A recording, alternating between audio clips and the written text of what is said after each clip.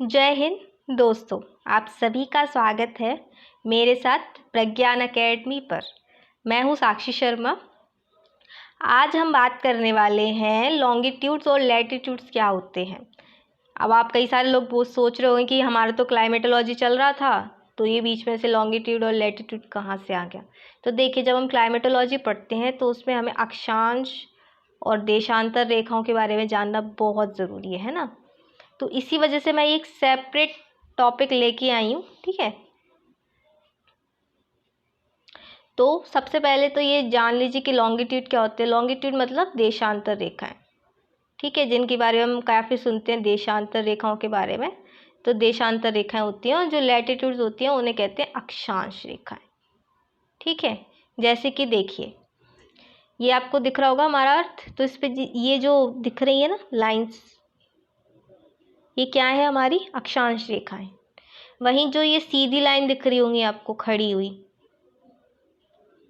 ठीक है, तो ये क्या है, देशांतर रेखाएं। तो क्या होता है, ये कोई वास्तविक रेखाएं नहीं कि पृथ्वी पे ऐसी रेखाएं बनी हुई हैं, बल्कि ये काल्पनिक रेखाएं, ये हमने सपोज की है। इसे हम सच में है नहीं ये रेखाएं, ठीक है, माना है सिर्फ इन्हें, ठीक है। तो अभी क्या है, जो वो लैटिट्यूड्स होते हैं यानी कि अक्षांश रेखाएं होती हैं, वो पूरा एक सर्कल होती है। अब सर्कल कैसे होती हैं भाई, ऐसे ये पृथ्वी दिख रही है ना आपको, अब ये दिख रही होंगी रेखाएं, ठीक है।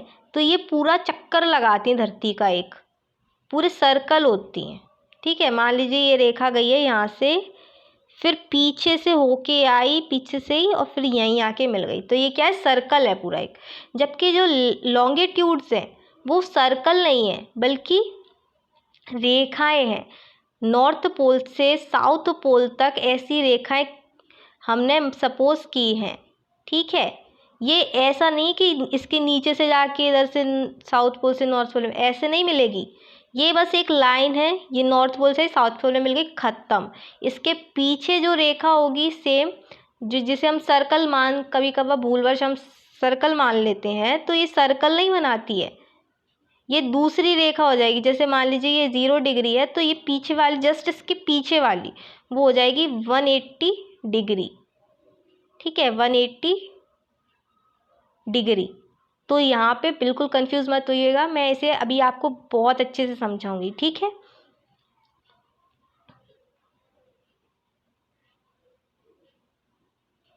तो ये इसलिए है क्योंकि हम जब पढ़ेंगे आगे जाके क्लाइमेटोलॉजी, तो उसमें इन चीज़ों का बहुत यूज़ होगा। तो इस वजह से किसी को भी कोई कन्फ्यूज़न ना हो, इस वजह से मैंने एक ये सेपरेट लेक्चर बना दिया है, ठीक है। अब हम पढ़ते हैं सबसे पहले अक्षांश क्या होते हैं।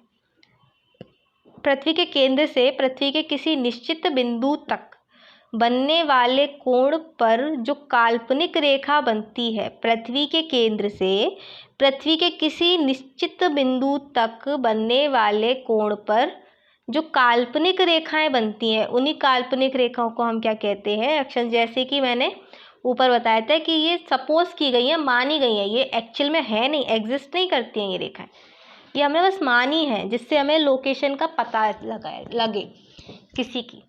तो देखिए, इस चीज़ को मैं अच्छे से समझा देती हूँ, क्योंकि अभी काफ़ी सारे लोग थोड़ा सा डर गए होंगे इस लिखी हुई चीज़ को, क्योंकि ये पहली बार मैं भी बहुत डर गई थी। तो इस पर डरने की कोई बात नहीं, मैं से आपको एक एक वर्ड को मैं आपको डिफाइन करूँगी, ठीक है। तो डरना नहीं है, लेक्चर को एंड तक देखना है। एंड तक देखेंगे तो हो सकता है आप कुछ सीखें ही, और साथ में जब आप सीखेंगे तो हो सकता है पहली बार में कम सीखें, लेकिन एक दो बार देखेंगे तो आपको ये बहुत अच्छे से समझ आ जाएगी। तो इसमें परेशान होने की कोई बात नहीं। तो आगे बढ़ते हैं, मैं आपको ये पॉइंट आपको क्लियर कर दे, ये वाला पॉइंट में आप देखिए क्या बोला गया है, पृथ्वी के केंद्र से। ये हमारी पृथ्वी है, ठीक है, हमने मान लिया ये हमारी पृथ्वी है, ठीक है। अब क्या करेंगे, हम इसका इतना जो पार्ट है इसे काट लेंगे, काट के अलग कर लेंगे, निकाल लेंगे।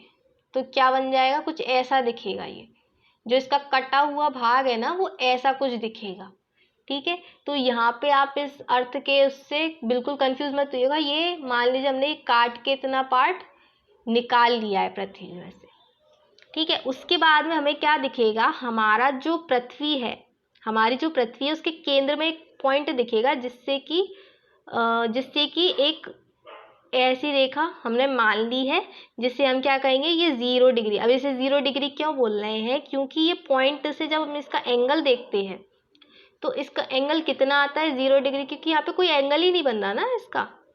आप खुद देखिए, आप थोड़ा सा भी अगर आपने पढ़ा होगा ध्यान से तो आप समझ जाएंगे।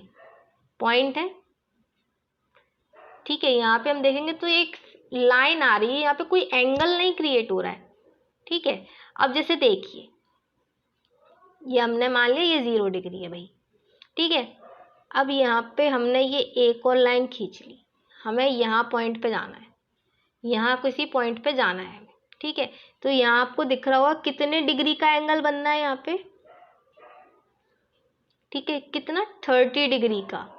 मान लीजिए यहाँ 30 डिग्री का एंगल बनना है, तो ये वाली जो स्थिति है, जो ये वाला प्लेस है, तो ये कितने डिग्री पे माना जाएगा, 30 डिग्री अक्षांश पे माना जाएगा कि ये जो जगह है ये 30 डिग्री अक्षांश पर है, 30 डिग्री लैटिट्यूड पर है, ठीक है। यहाँ पे कोई कंफ्यूजन नहीं होना चाहिए। अब क्या होगा कि जो ये 30 डिग्री है, अब ये यहीं पर ख़त्म नहीं होगा, ये पूरा एक सर्कल लगाएगा, सर्कल पूरा इसका राउंड लगाएगा, राउंड लगा के ये वापस से यहीं आ जाएगा और फिर ये ऐसे मिल जाएगा। ये मिल जाता अगर ये हमारी ऐसी होती, लेकिन हमने इतना पार्ट निकाल लिया है इसका, है ना। तो ये क्या करेगा, यहाँ से पूरा आएगा चक्कर काट के और ये ऐसे मिल जाएगा। तो यानी कि ये क्या है, पूरा एक सर्कल क्रिएट करता है अर्थ पे, जैसे कि ये आपको दिख रहा होगा, ये ठीक है, ये अब पूरी सर्कल बन रही होगी। ये ऐसा नहीं कि बस एक लाइन है, ऐसा नहीं है। पृथ्वी हमारी क्या है, गोल है ना, तो गोल पे पूरा एक सर्कल क्रिएट हो रहा है, ठीक है। तो यहाँ कंफ्यूज नहीं होना है। तो आई थिंक यहाँ तक बात समझ आ गई होगी। तो आई थिंक ये पॉइंट क्लियर है। नहीं होगा तो आप नीचे कमेंट करिए, जिससे मुझे पता चले, मैं और अच्छे से एक्सप्लेन करूँगी आपको। इनकी संख्या टोटल कितनी होती है, 180, किंतु यदि भूमध्य रेखा को भी जोड़ लिया जाए तो कुल 180 डिग्री होती है। अब कैसे होती है ये मैं आपको बताती हूँ। ये हमारी पृथ्वी है पूरी, ठीक है। अब ये हमारी क्या है, 0 डिग्री की है। इसके बाद में जब हम ऐसे लाइनें मानते जाएंगे कितने डिग्री एंगल पे, कितने डिग्री एंगल पे, तो एक पॉइंट ऐसा आएगा जहाँ जाके ये पूरी एकदम सीधी हो जाएगी। कैसे, ये पॉइंट है, 30 डिग्री हो गया, यहाँ आए तो 60 डिग्री हो गया, फिर एकदम से ये कितने डिग्री एंगल बनाएगा, 90 डिग्री। आप खुद देखिए ना, ये यहाँ पे ये पॉइंट से अगर हम सीधा कर देंगे तो ये कितने डिग्री का एंगल बनना है, 90 डिग्री का। तो पॉइंट पे आके कितना हो जाएगा हमारा, 90, ठीक है। तो इस तरह से हमारी अक्षांश रेखाएं कितनी हो गई, ये 1 है, 2, 3, 4, 5, 6, 7, 8, 9, 10 करते करते 90 तक पहुंच गई। तो हमारी कितनी है, यहाँ एक सेकेंड, यहाँ आधे में कितनी है हमारी, जाएंगे यहाँ तक 1 2 3 4 5 6 करते हुए, तो यहाँ पे आके कितना हो जाएगा, 90, एक सेकेंड सॉरी, 90 हो जाएगा हमारे यहाँ आके। तो 90 हो जाएगा। तो अब यहाँ पे 90 है, तो पृथ्वी के यहाँ पर भी, तो यहाँ इस पॉइंट तक तो भी 90 होना चाहिए, है ना। तो अब ये टोटल 90 + 90 कितना होता है, 180 होता है टोटल, करके देखिएगा, है ना। अब मैंने क्या बोला था कि पूरा एक सर्कल है, पूरा सर्कल है ना, ऐसा तो नहीं है कि एक रेखा है। तो ये टोटल कितनी हो गई, 180 लाइंस हो गई। कब, जब हम इक्वेटर के इधर और इधर जाते हैं तो टोटल कितनी हो जाती हैं, 180। लेकिन जब हम इक्वेटर को भी मिला लें, क्योंकि ये भी तो एक अक्षांश रेखा है, एक लॉन्गिट्यूड है, तो हम इस पे क्या, इसे मिला लेंगे तो टोटल हमारी कितनी हो जाएगी, 181 डिग्री, ठीक है। इतनी हमारी अक्षांश रेखा हो जाएंगी। आई थिंक ये पॉइंट क्लियर हो गया होगा। भूमध्य रेखा पृथ्वी को 2 भागों में बांटती है, उत्तरी ध्रुव और दक्षिणी ध्रुव। अब कैसे, देखिए, हम सब जानते हैं कि हमारी पृथ्वी के ऊपर क्या होता है, नॉर्थ पोल और नीचे क्या होता है, साउथ पोल।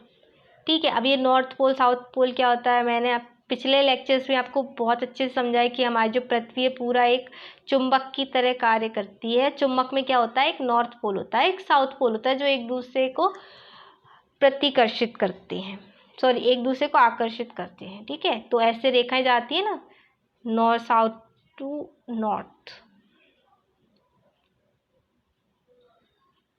मैंने आपको पिछले लेक्चर्स में, आप अगर आपने नहीं देखा है तो प्लीज़ देखिए, क्योंकि उसमें मैंने आपको बहुत अच्छे से समझाया था नॉर्थ पोल साउथ पोल के बारे में। ठीक है, तो नॉर्थ पोल और साउथ पोल है। अब यहाँ तक तो चीज़ क्लियर हो गई होगी। अब पृथ्वी की ये इक्वेटर है, इसके इधर 90 है और इधर 90 है। ठीक है,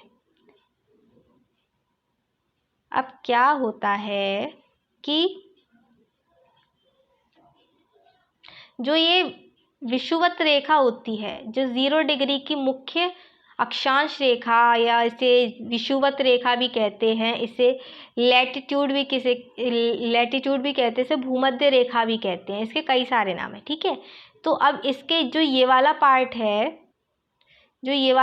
है, इसे क्या कहेंगे हम, उत्तरी गोलार्ध।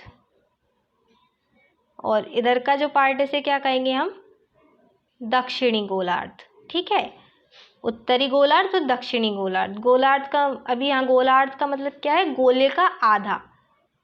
ठीक है, ये गोला है हमारा पूरा, इसका आधा भाग ये है, आधा भाग ये है, तो विषुवत रेखा इसके बीच बीच में है ना, तो इसे क्या करती है, इसे नॉर्थ पोल, इसे साउथ पोल में बांट देती है। यानी कि उत्तरी उत्तरी गोलार्ध और दक्षिणी गोलार्ध, northern hemisphere and southern hemisphere. ठीक है, तो यहाँ पे कोई कंफ्यूजन नहीं होगा। दो अक्षांशों के बीच के क्षेत्र को हम कटिबंध कहते हैं। अब देखिए कैसे, ये हमारा क्या है, 10 डिग्री है, ये 20 डिग्री है, इन दोनों के बीच की जगह है, इसे हम क्या कहेंगे, कटिबंध। तो यहाँ पे कोई इतना कोई समझाने वाली चीज़ नहीं है, आप खुद भी समझ सकते हैं इस चीज़ को। तो चलिए आगे बढ़ते हैं। हाँ, ये जान लेते हैं कटिबंध क्या होते हैं। तो मैंने बताया कि दो जो अक्षांश होते हैं, ये 0 डिग्री है, ये 10 डिग्री है। ठीक है, तो दो अक्षांशों के बीच का जो क्षेत्र होता है उसे हम क्या कहते हैं, कटिबंध। तो हमारा जो पृथ्वी है उसे 3 कटिबंधों में बांटा गया, उष्ण कटिबंध, शीतोष्ण कटिबंध और शीत कटिबंध। यानी कि tropic zone, temperate zone and polar zone. ठीक है, अब कैसे, देखिए हमारा मान लीजिए ये सन है, सपोज कर लीजिए भी सन है, पृथ्वी पर सूर्य की किरणें पड़ी, तो पृथ्वी की जो सूर्य पे किरणें पड़ती हैं, यहाँ तो क्या होता है, वर्ष भर सूर्य की सीधी किरणें पड़ती हैं। अब ये सीधी किरणें क्या होती है, तिरछी किरणें क्या होती है, सूर्य की किरणें किस रूप में आती है, ये भी मैं आपको पिछले लेक्चर्स में बहुत अच्छे से समझा चुकी हूँ, तो आई थिंक मुझे दोबारा समझाने की ज़रूरत नहीं है, आप मेरे पुराने लेक्चर्स देख लीजिए। तो यहाँ पे क्या है, सूर्य की सीधी किरणें पड़ती हैं, इसलिए ये क्या होता है, उष्ण कटिबंध। उष्ण का क्या मतलब होता है, गर्म, जो हमेशा गर्म रहता है। ठीक है, जैसे भारत है, उसकी स्थिति कुछ इस प्रकार है, कुछ इस प्रकार है, कर्क रेखा उसके बीच से होके गुजरती है, तो मध्य प्रदेश को भी बीच से काटती है कर्क रेखा, कर्क रेखा। तो ये कर्क रेखा है, ये क्या है, मकर रेखा, ट्रॉपिक ऑफ कैंसर और ट्रॉपिक ऑफ कैप्रिकॉर्न। अब ये कहाँ तक है, 0 डिग्री से 23.5 डिग्री नॉर्थ में कौन सी रेखा है, ट्रॉपिक ऑफ कैंसर यानी कि कर्क रेखा, और 0 डिग्री से साउथ में कौन सी रेखा है, ट्रॉपिक ऑफ कैप्रिकॉर्न यानी कि मकर रेखा। तो ये कर्क रेखा से लेके मकर रेखा तक के जो बीच का क्षेत्र होता है उसे हम क्या कहते हैं, उष्ण कटिबंध।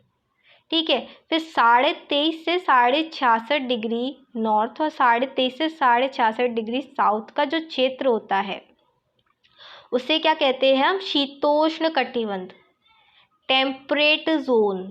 ठीक है, टेम्परेट कैसे, यहाँ गर्मी और सर्दी, ना गर्मी ज़्यादा पड़ती है भाई ना सर्दी ज़्यादा पड़ती है, क्योंकि सूरज की किरणें यहाँ पर और यहाँ पे कैसी पड़ती है, तिरछी पड़ती है। ठीक है, तो यहाँ पे ना ज़्यादा गर्मी रहती ना ज़्यादा सर्दी रहती, जैसे कि आप ब्रिटेन को देख सकते हैं, बहुत अच्छा एग्जाम्पल है ब्रिटेन। ठीक है, तो उसके बाद में तीसरा कटिबंध आता है तीसरा कटिबंध आता है शीत कटिबंध। शीत कटिबंध क्या है, 66.5 डिग्री से 90 डिग्री नॉर्थ और 66.5 डिग्री से 90 डिग्री साउथ। यहाँ पे 66.5 नहीं लिखा हुआ है, आप देख लेना थोड़ा सा। ठीक है, तो ये हमारा नॉर्थ पोल है या साउथ पोल है, तो यहाँ तक का जो क्षेत्र होता है ये हमारा शीत कटिबंध या पोलर जोन कहलाते हैं। तो आई थिंक ये कटिबंध का आपको अच्छे समझ आ गया होगा। मैं इनका कई बार यूज़ करूँगी, बीच बीच में बहुत यूज़ होगा जब हम वायुमंडल पढ़ेंगे, तो इसलिए इन सब चीज़ों को अभी ही क्लियर कर लीजिए तो अच्छा रहेगा, क्योंकि इससे आगे की चीज़ अच्छी से समझ आएगी आपको। तो चलिए आगे बढ़ते हैं।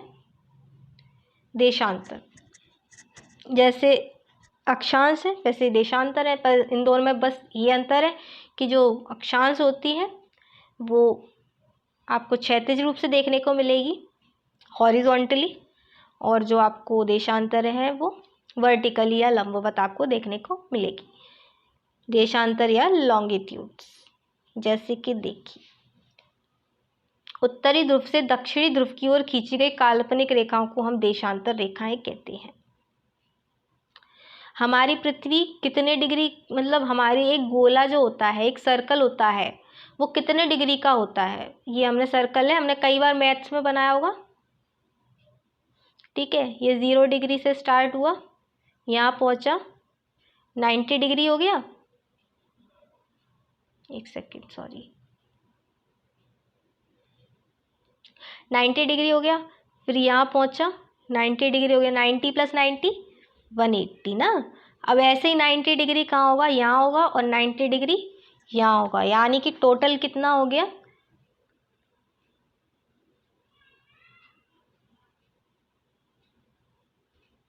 यहाँ 90 यहाँ 90 कितना हो गया 180 डिग्री, और यहाँ 90 कितना हो गया 180 डिग्री। अब 180 + 180 कितना हुआ 360 हो गया ना। तो इस प्रकार से जो हमारा पूरा गोला होता है वो कितने डिग्री का होता है, 180 डिग्री का। ठीक है, तो आई थिंक ये समझ आ गया होगा, ज़्यादातर लोग इस बारे में जानते भी होंगे, लेकिन अगर कोई नहीं जानते तो मैंने उन लोगों के लिए समझा दिया। तो अब ये सबसे पहले तो ये जान लो ये होता क्या है देशांतर। ये हमारा नॉर्थ पोल है, एक सेकेंड कलर चेंज कर लेती हूँ।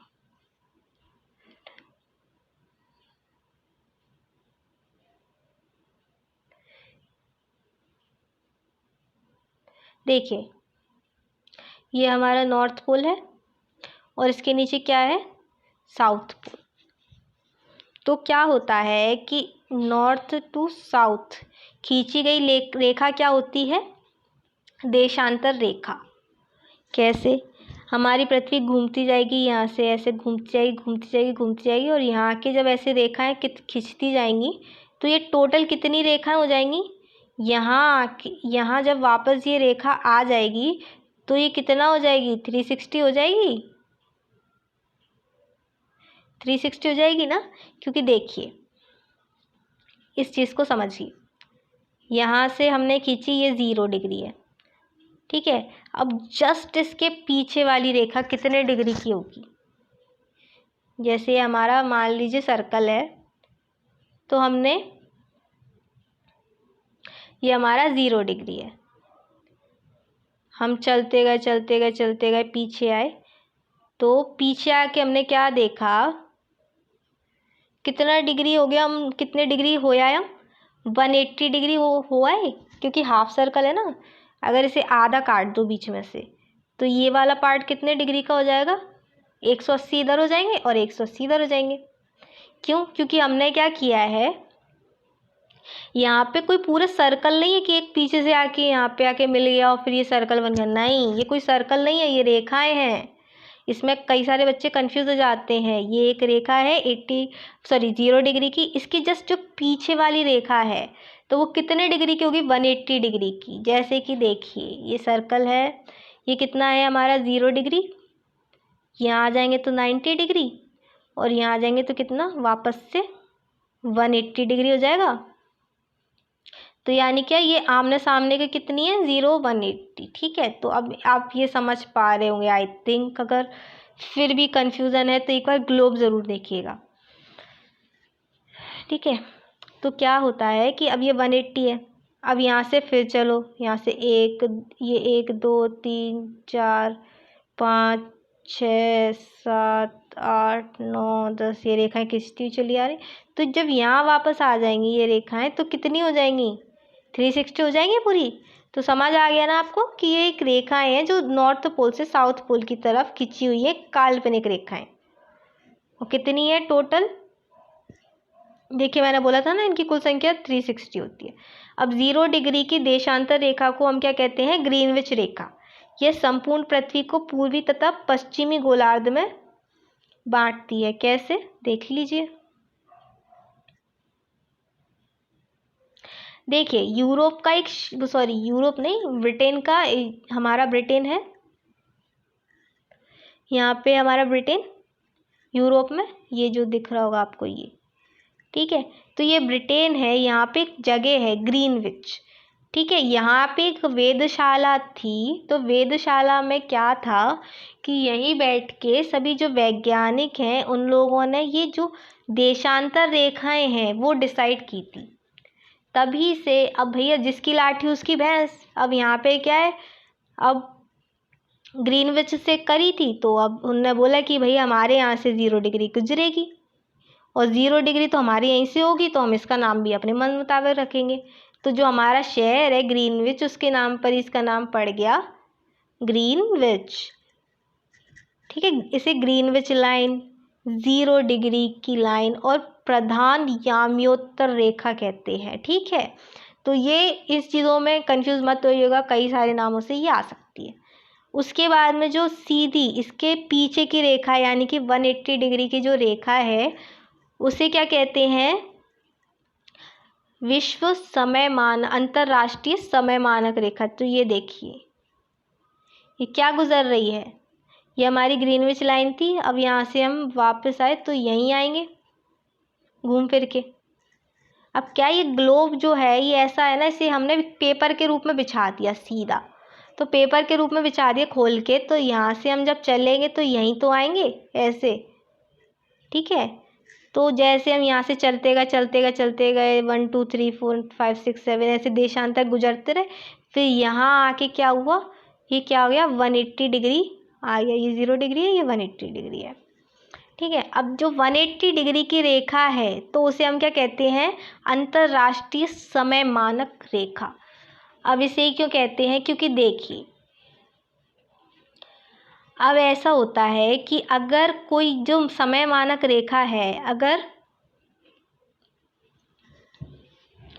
जैसे रशिया है, रशिया के बीच से समय मानक रेखा गुजरती, तो जैसे सूरज आया है, सूरज यहाँ आ गया तो यहाँ पे संडे हो गया, लेकिन यहाँ भी क्या है, यहाँ तो सैटरडे ही है ना।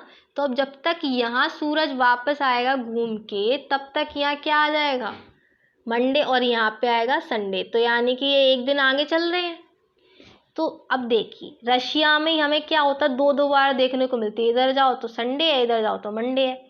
तो इस वजह से इस कंफ्यूजन से बचने के लिए, इस समस्या से बचने के लिए उनने क्या किया कि जो प्रशांत महासागर का क्षेत्र है, ठीक है, आप एक बार मैप ज़रूर देखा करिए, क्योंकि बिना मैप के ज्योग्राफी आप नहीं समझ सकते। आप रट ज़रूर सकते हैं लेकिन समझ आपको नहीं आएगी। तो क्या था कि जो ये पैसिफिक ओशन है जिसे हम कहते हैं प्रशांत महासागर, तो वहाँ से ये समय मानक रेखा गुजारी गई, जिससे क्या है कम से कम देश इससे प्रभावित हों और एक देश में एक ही टाइम बना रहे, है ना। तो क्या होता है कि देखिए अब यहाँ से गुजरी, फिर यहाँ थोड़ी सी मुड़ गई, यहाँ गुजरी, यहाँ थोड़ी सी मुड़ गई, फिर मुड़ गई, फिर सीधी चल रही, फिर मुड़ गई। तो ये किस वजह से मुड़ी, क्योंकि यहाँ पे कई सारे देश हैं जिनकी बाउंड्री बट रही थी। इस रेखा की वजह से, इसलिए इसे कई जगह से मोड़ा गया है। तो कई बार ऐसे पूछ लेते हैं, कई बार क्वेश्चंस आ चुके हैं कि ना ऐसी वो समय मानक रेखा को क्यों मोड़ा गया है, क्योंकि ये इस चीज़ से इस झंझट से बचने के लिए मोड़ा गया है। ठीक है, तो आई थिंक ये पॉइंट भी आपको क्लियर हो गया होगा, है ना। तो देखिए ये मैंने आपको समझा दिया, 0 डिग्री की देशांतर रेखा को हम क्या कहते हैं, ग्रीनविच रेखा। ये संपूर्ण पृथ्वी को पूर्वी तथा पश्चिमी गोलार्ध में बांटती है। ये एक बार मैं और क्लियर कर दूं कि जैसे ये है हमारी पृथ्वी है, तो ये एक लाइन है और पीछे 180 डिग्री की रेखा है। तो हम इधर जाएंगे तो हमारे इधर क्या होता है, पश्चिम होता है ना, और इधर क्या होता है, सॉरी एक सेकेंड, और इधर क्या होता है, पूर्व होता है। तो इस चीज को शायद आप समझ गए होंगे।